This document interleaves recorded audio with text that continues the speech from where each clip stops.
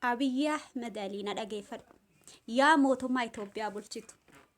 Yaa ani mootummaadha, ani dimokiraasiidha, ani dhala Oromoo kamiyyuu bakka bu'een hojjedha. Uummata Oromoo kamuu Itoophiyaan akka jiidhuun barbaadu yaa Abiy Ahmed kan jiru sun ni dhageeffadhu. Sirriitti na dhageeffadhu. Maal na dhageeffatta beektaa?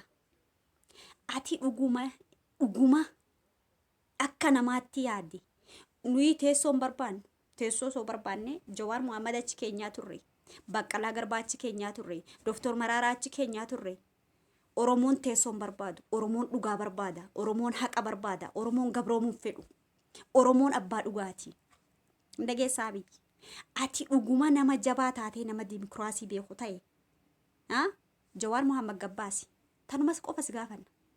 Tokko Jawaar Mohaammed hidhamtoota siyaasaa Baqqalaa Garbaa abbaa kee gadi baasi. Lammata niitoorkii cuftu bani. Maaf cuftanii? Maa cufta niitoorkii? Maaltu si cufsiise niitoorkii? Gadi hiikimee niitoorkii banii. Firtaayimii kenniif qeerroodha. Akka barbaadanitti haa dubbatanii. Sodaan tana malee jirti. Dhageeffadhu Abiy Ahmed. Dhageeffadhu yaa Bilxiginnaa. Dhageeffadhu yaa Obbo Diyoo.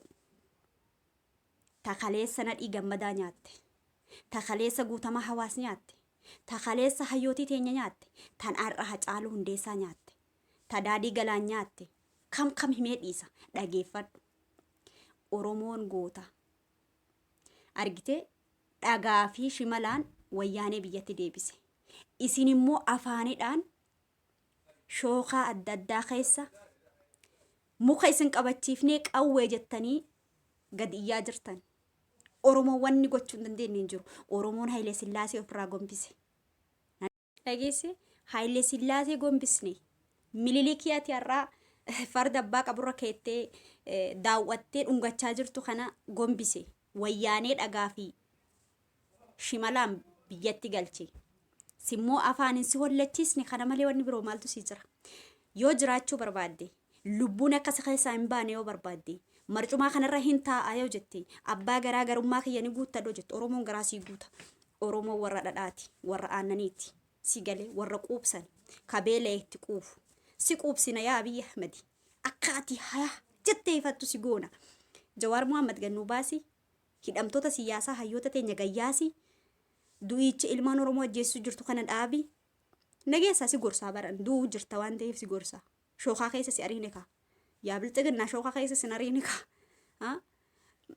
Qawwee jettanii muka bardaa fi nutti agarsiistan kaasanuu mukuma Oromoo murtanii.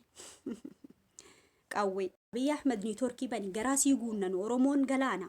Si galee galaanni sirra garagalu sin dhaabbatu. Akka miti ati niitoorkillee cuftee hayyoota keenya hiitee ol deemaa keenya ajjeestee haadha teenya dararte abbaa keenya dararte guyyaan ati fuftu ni dhufa. Amma shookaa keessa si ariine, amma huura keessa si ariine, amma bakka kana jira si jechisiisne kana caala maal barbaadda?